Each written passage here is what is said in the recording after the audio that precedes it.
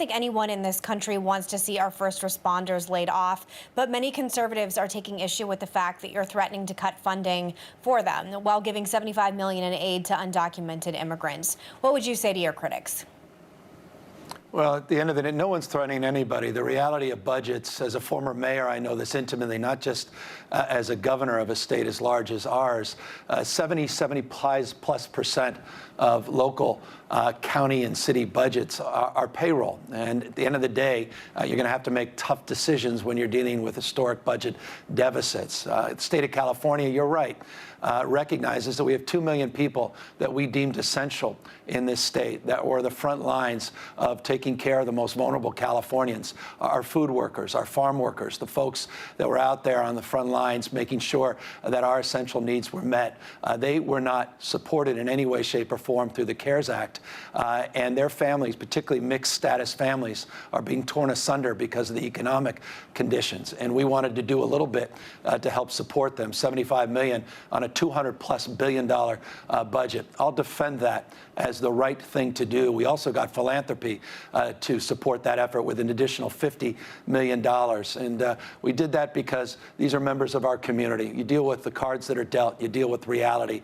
It's not a zero-sum game. We're trying to do more for everybody. But at the end of the day, the magnitude of these deficits is such that there will be layoffs, substantial layoffs. And unfortunately, some of those heroes, people we identify as heroes, will be impacted unless we get support from the federal government. Governor, the president continues to promote hydroxychloroquine, even though there's no evidence that the drug works against this virus. And the FDA has now warned of potentially fatal side effects. And a vitamin executive who says he occasionally socializes with President Trump at Mar-a-Lago recently said that the president gave him your cell number and asked him to call you to make a deal for California to buy millions of tablets of this alleged wonder drug. Can you explain what happened there?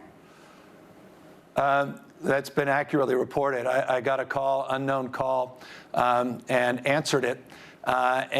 This individual said he had just talked to the president and was offering me the opportunity to work against the spectrum of critics that simply, quote unquote, don't get it about hydroxychloroquine. Honestly, I thought, candidly, and I mean this sincerely, I literally thought this was one of those shock jock moments where I was being recorded or pranked. I wasn't convinced of the merits or accuracy, so I said I'd get back, I'd call him back.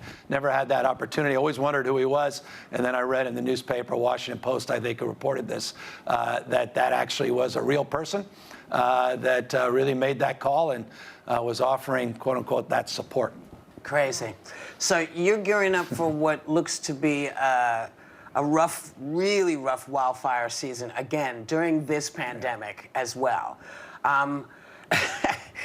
Do you have, I know there's an ability to do more than one thing at a time in California, but this seems to be pile-on after pile-on after pile-on.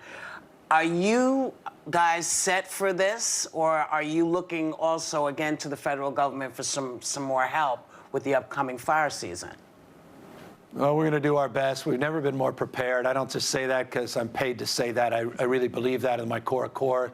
We've been doing more work in this space in the last number of years on forest management, vegetation management, preparing through a mutual aid system that's second to none in the United States, our suppression strategies and prevention plans.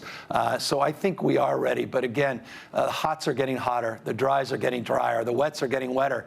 If you don't believe in climate change, come to the state of California. You don't believe in science, believe your own eyes and observed evidence. And that's why I said that lawsuit we just filed yesterday against the Trump administration on greenhouse gases and vehicle emissions is so foundational to the fate and future, not just of California, but this country and the world we're living in as it relates to greenhouse gases. And California is going to continue to punch above our weight, try to do more and do better to protect people from wildfires, but also protect people from the deniers that climate change is real.